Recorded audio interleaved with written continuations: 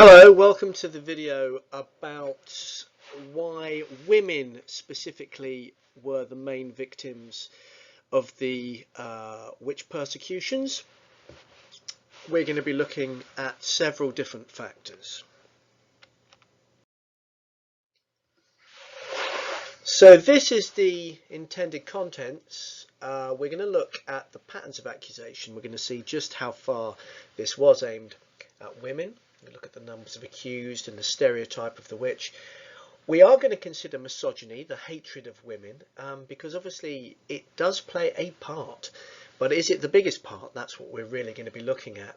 How important is it compared to the other factors? So we'll look at the role of misogyny, early modern attitudes to women, so that's to do with Christian beliefs, the Malleus Maleficarum and demonology and how that viewed women. We're going to look at the Patriarchal Society. I've put it in quotes because the patriarchy is a sort of modern feminist term, but it's a way of saying the male-dominated society. We're going to have a look at the effect that had, including the laws and the court system, etc., because that was run by men.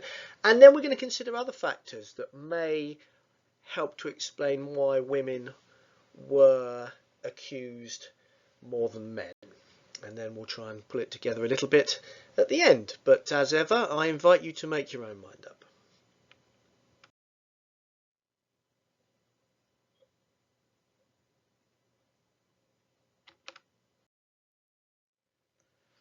Okay, so the numbers of accused, I mean, if we look at the witch hunts, we're really dealing with a phenomenon that did target women more than men. Between 1500 and 1700, about 75 to 85% of the cases were aimed at women. There's no getting away from that. And in some areas, that percentage of women accused of witchcraft compared with men was much higher. So in the Holy Roman Empire, which is sort of the epicenter of witch hunting, about 20,000 women are executed there in those 200 years, which is about half of the whole total for Europe. In the Holy Roman Empire, there were reports of villages in the German-speaking areas where every single woman living there was accused of witchcraft and nearly all of them executed. So in some areas it's sort of 90% women being accused. Now the same happens in East Anglia, actually, in the Matthew Hopkins hunt, 1645 to 47, when over 90% of those accused are women. But there are notable exceptions. It's not always women who were accused, and it's not always a majority of women. So in Finland and Estonia, which had much lower amounts of witch persecution than other parts of Europe, but in those areas, half or more of the cases were men. In Iceland, it's nearly all men, and the same is true of Russia. But mainly in Western Europe, it tended to be women who were targeted. And so overall, when we talk about the witch hunts, we are talking about a phenomenon aimed in the main at women. So we're going to try and unpick why that was. So if we look at the stereotype of the witch, you know, the typical witch, and like all stereotypes, there's truth in this, but there are examples where this is not the case. But generally speaking, very generally, if we're looking at the kind of women who were accused of witchcraft, this is what we're looking at. They're the opposite of what was seen as a good woman at the time. If you were a good woman, you were chaste, you were pure, you were pious, religious, you were quiet, silent, you were obedient to your husband, and you were obviously married. Lovely picture there of an obedient looking woman. The witch is the inversion of this. It's the opposite of this. And this tended to be the types of women who were accused. So they tended to be older. They tended to be widowed, or they tended to be single. Crucially, they're not being dominated or controlled by a man. They tended to be poorer. Because of that, those that were poor were quite often dependent on charity, or certainly dependent on the wider community for help. And you could say that economically they were at the margins of society, but they were also often at the margins of society because of their perceived bad behaviour. So they weren't silent and obedient. Sometimes these women were argumentative, they were rude, they were hostile. Sometimes they were seen as sexually assertive or even aggressive. In other words, they deviated from what was seen as the good woman of the early modern period. Now, it would be wrong to say that this was the only type of woman or person who was accused of witchcraft, and stereotypes would break down. So we are talking in very general terms. If there was a very large, what we call chain reaction witch hunt, like there were on the continent, particularly in the Holy Roman Empire, this stereotype could break down. So what would happen is that the larger a hunt got, the increased chance there was of the stereotype sort of falling to the wayside, and you getting more men being perhaps accused. But it tended to be, even in these huge chain reaction hunts, the stereotype didn't break down completely. It still remained a majority of women who were accused, but it tended to be that they were from more well-to-do backgrounds. It wasn't just poor women or widowed or single women. So if we take, for example, one of the big hunts in Europe in Würzburg, 160 individuals were executed, but because the stereotype broke down, it wasn't just poor women. You had the mayor's wife, the wife of a former chancellor, a councillor. You can read the rest there, but the elites were being targeted rather than the poorer members in society. So yes, the stereotype could break down, but it still often remained the case that women were primarily the victims.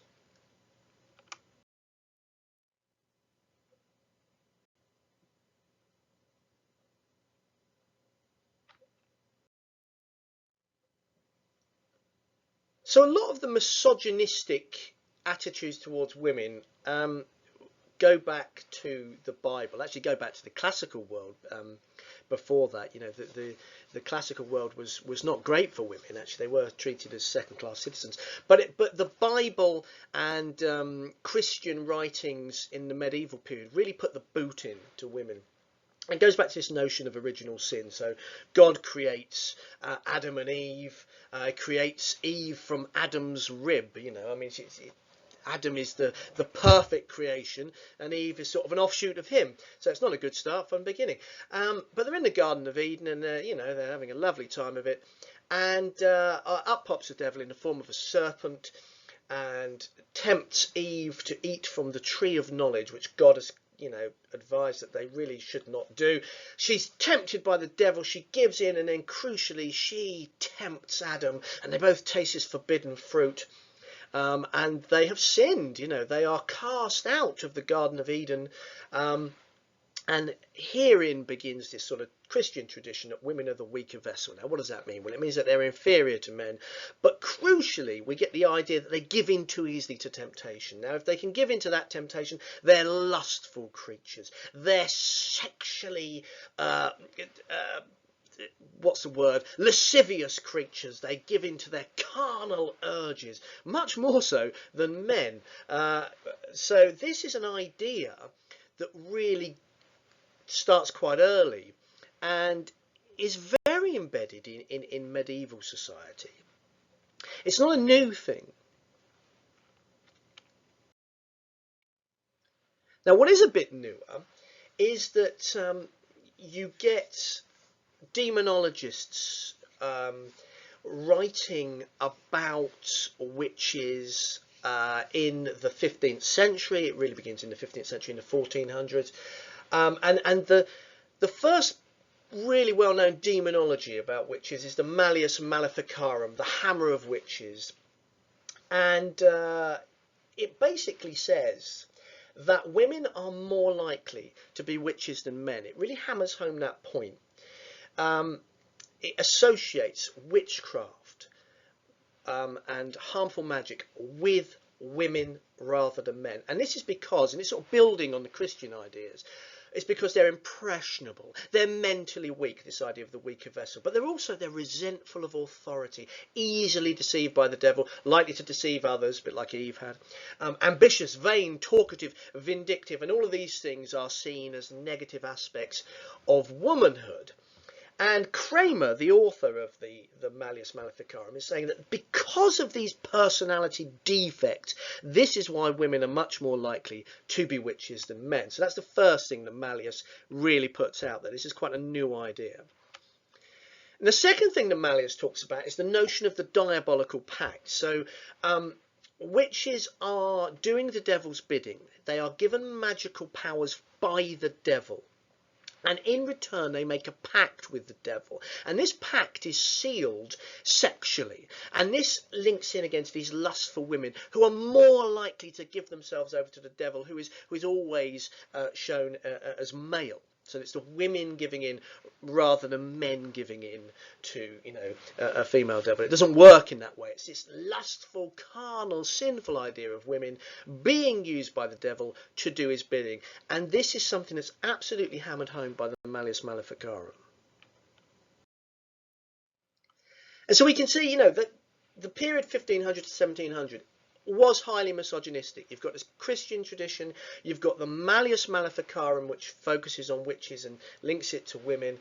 Women are regarded as the weaker sex. There's no getting away from the fact this is a misogynistic society. Early modern Europe was a misogynistic place. But none of this is new. The idea of the Bible and original sin goes way back. The Malleus Maleficarum is new, and the belief in this devil's pact is new. So why is this important? Well, it can't be Christianity on its own that causes women to be targeted in the witch hunt, because there were no large-scale witch hunts in the Middle Ages.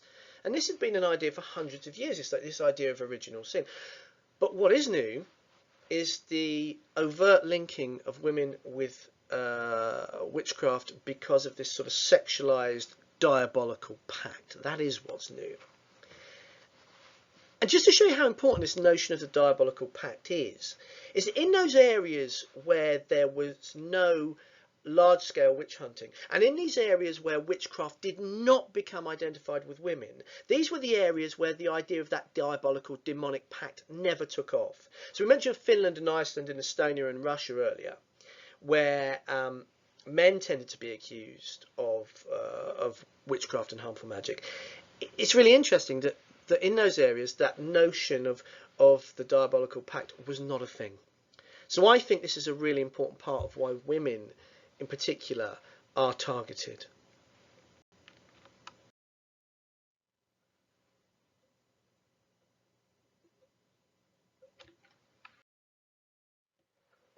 Now, if we consider who's making the accusations, what's interesting here is this misogyny if it's women accusing other women? And most accusations come from below. And what that means is that accusations are coming out of the community, out of the village.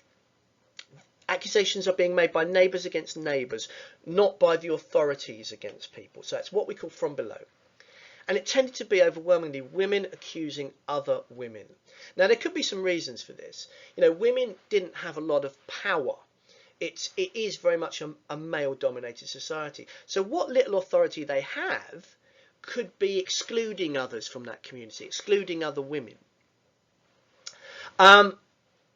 Women also, apart from accusing other women of witchcraft, women sometimes assisted in the process of identifying witches. So when witches' bodies were examined for witches' marks, it was often women who were doing the searching, the examination.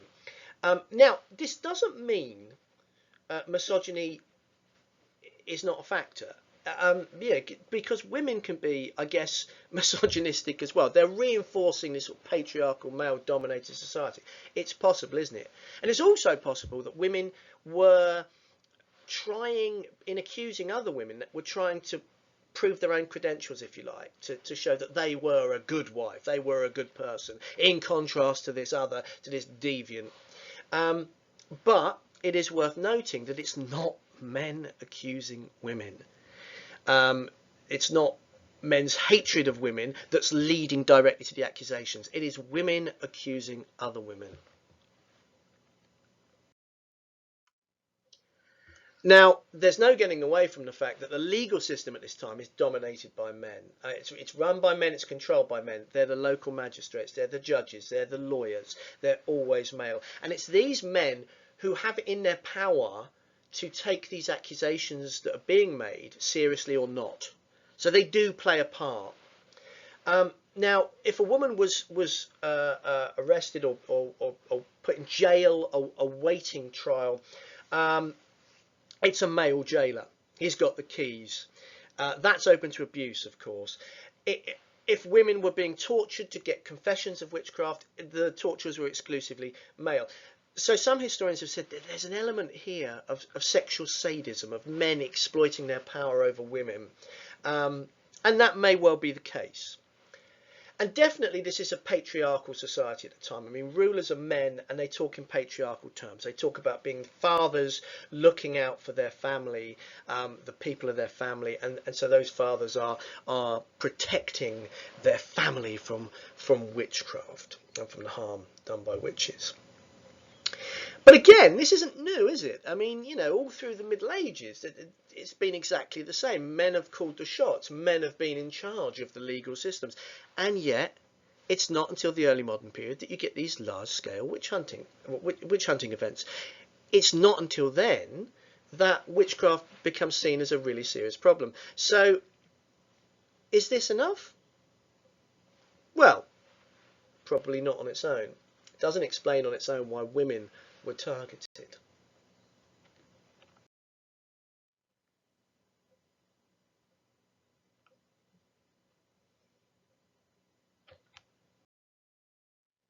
So what are some of the factors that made women more vulnerable to accusations of witchcraft? Well, I mean, again, and this isn't new, but we'll explore it anyway. The roles and jobs that women had in the community in a patriarchal society, they're very clear roles that you're expected to fulfill. And those roles that women had put them very much at risk of being accused of maleficia, of harmful magic. So it says here, women had close connections with many areas in life in which maleficia might have seemed the only explanation for events. So, you know, women watched over animals. Now, animals in the early modern period might die mysteriously. Now, that's because they didn't have the veterinary science that we have today, or the understanding of disease. So if your cow died and you couldn't explain it, you might attribute that to harmful magic. And it tended to be the women that looked after the animals, fed them, watered them, etc., etc. You know, when you look at trial records for witchcraft, it's often things like my butter was spoilt, my milk went off, my food went bad. Women were more vulnerable to accusations that they did that because they were involved in the preparation of food in a way that men weren't. They nursed the ill, and people in the early modern period died often. This is a world surrounded by death, and if you are nursing an ill person and they die without warning and there doesn't seem to be an explanation, and you're going to leap to the conclusion perhaps that this is the result of harmful magic. It's women that care for children, and you know, children are especially vulnerable to illness and to death in this period. Child mortality is very high in the early modern period, and if women are looking after them, then again they're in a position where if something happens they could be accused. A perfect example to use here is the example of Walpurga Hausmannin, a very unfortunate elderly woman living in Bavaria in Germany, and in 1587 she was accused and executed actually for witchcraft. She was accused of killing 40 babies over a 12-year period. You know, this poor woman had clearly been doing this job of looking after villagers' babies for a long time, and you know, babies die in this terrible disease-ridden world, and so over time, over this 12 years, the suspicions towards her have built up, and she's accused of doing that, and she's in a vulnerable position a man in early modern society would not find themselves in. The other thing that could make women more vulnerable was was their age, because it tends to be older women who are accused. Again, it's difficult to generalise, but most of the women prosecuted for witchcraft tended to be over 50, generally speaking. I mean, some were younger, some were older, but generally speaking, they tend to be over 50. Now, why is this? Well, older women are targeted, we think, for a couple of reasons. The first one is the intellectual belief that these demonologists have. They're writing about witchcraft, and they say that, you know what, women are sinful, women are carnal, women are lustful, and as they get older, they get worse. Their sex drive increases with age, and therefore it's older women who, because they are more carnal and lustful, are more likely to give into the temptation of giving themselves to the devil and getting into that pact with the devil, that diabolical pact. Now, the other thing that makes older women more vulnerable is that, you know, as women go through the menopause, they would be more likely to exhibit the kind of behaviours that neighbours regarded with suspicion and didn't like, that deviated from the notion of the good wife. So, you know, postmenopausal women or women going through the menopause, you can have all kinds of mood swings, and perhaps the hostility and the sharp tongue that often gets women accused of witchcraft. Perhaps that comes from, you know, those changes that some of these poor women were going through. Now, the historian Lyndall Roper, she says that actually there's more to it than this. That actually society at this time, early modern society, sees postmenopausal women with disgust and fear. And it comes from this medical idea at the time, which is absolute nonsense, obviously. But the medical idea at the time was that because they're postmenopausal, they're not having periods, that poisonous menstrual blood, supposedly poisonous menstrual blood, is not being expelled. And so that women's bodies, postmenopausal women's bodies, are literally poisonous almost to the touch. And look at this picture here. You've got a postmenopausal woman. Look at the way she's been drawn. I mean, she's a hideous old crone. And so there is this fear. There's this fear of women of a certain age. Now, if we look at the other thing about age, you know, older women frequently became widows. Women had a higher life expectancy than men. Now, let's say you've got an older woman. She then remarries, okay? Often she would remarry a widower, so a man who'd lost his wife. And into the bargain, there might be stepchildren. So the woman becomes a stepmother. Now, we know in this period from looking at the literature, we know from looking at folk tales and fairy tales, like, you know, Cinderella, for example, or Aschenputtel, as it was called, that a common theme of these folk tales is the resentment that you get in these families where you've got a stepmother, and especially if you've got step siblings as well. Because the evil stepmother favours some of the children, her own children, rather than her stepchildren. Yeah, think of Cinderella again. So we know that there is real tension at the time because it's in the folk tales and the folk myths. So you then get these women who spend the final years of their life in the house with a stepchild who might resent them, but has to still provide for them. And so you get this sort of notion that old age is associated with wickedness, and it becomes a standard feature of the popular stereotype of the witch. So we know that already older women who have married into other families were often viewed with suspicion and hostility. Now, older women tended also to be in a more lowly social and economic status, or to have a lower social and economic status. Now, if we look at their lowest social status. Okay, women generally married men who were older, and as we said before, they were frequently widowed because of life expectancy. But those women, even if they had a family, couldn't always rely on keeping that family, because you had these high child mortality rates and you had diseases which polished people off. So you might be a poor old woman who's lost her husband and lost her children. She hasn't got any descendants that are alive. In that situation, they're on the margins of society. There's no one to stick up for them if they're accused of bad behaviour or they're accused of witchcraft. There's no one to help them.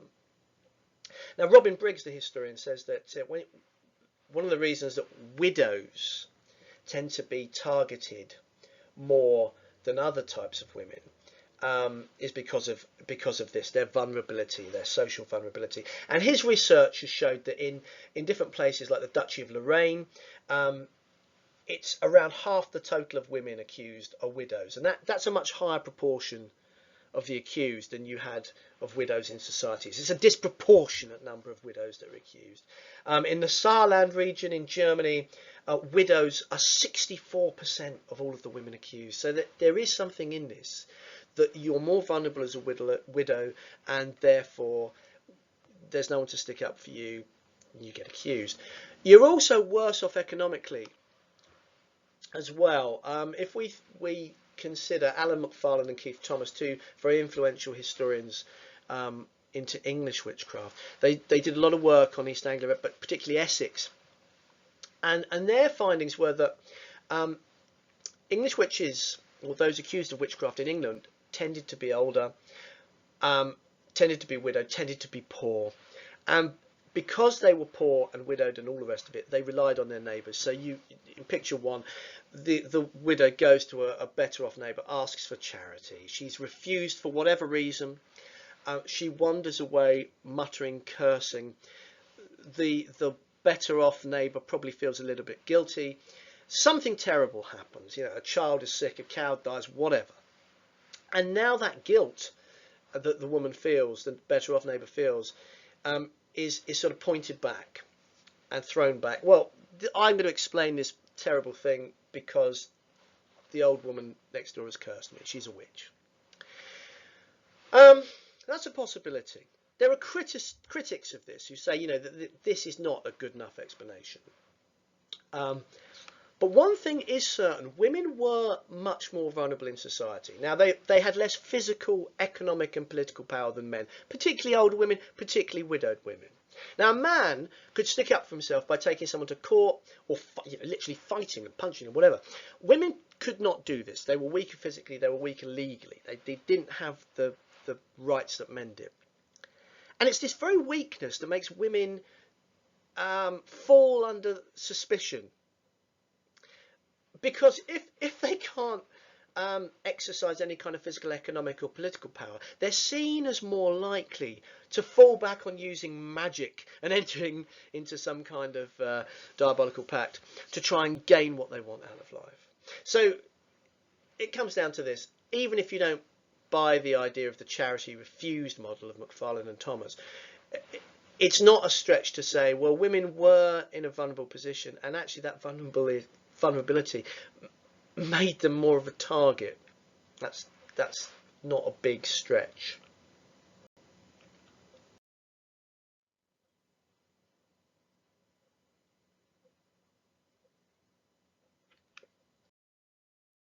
Okay, so we've considered misogynistic beliefs, and we've come to the conclusion that they've been around for a long time, but it's only in the early modern period that you get witch hunting on a large scale. So why is that? So these Christian beliefs have been around for a long time. The Malleus Maleficarum and this association of women, especially with the notion of the diabolical pact and the devil, that is new.